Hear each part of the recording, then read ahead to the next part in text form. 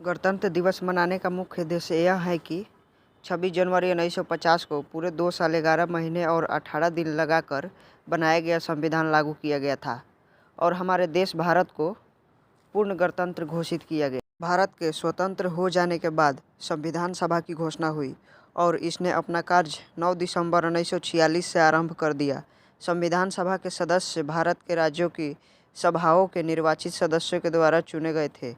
Doctor Bhimrao Ambedkar, Jawaharlal Nehru, doctor Rajendra Prasad, Sardar Vallabh भाई पटेल, मौलाना अबुल कलाम आज़ाद आदि इस सभा के प्रमुख सदस्य थे। प्रारूप समिति के अध्यक्ष विधिवेत्ता डॉक्टर भीमराव अंबेडकर थे।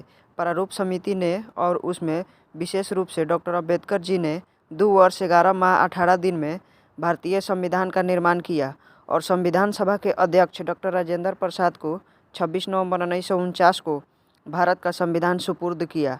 इसलिए 26 नवंबर दिवस को भारत में संविधान दिवस के रूप में प्रतिवर्ष मनाया जाता है।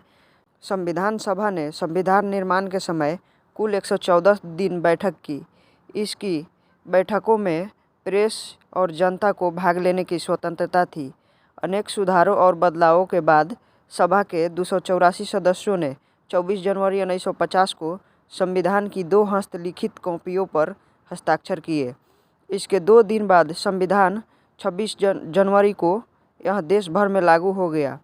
26 जनवरी का महत्व बनाए रखने के लिए इसी दिन संविधान निर्मात्री सभा द्वारा स्वीकृत संविधान में भारत के गणतंत्र स्वरूप को मान्यता प्रदान की गई।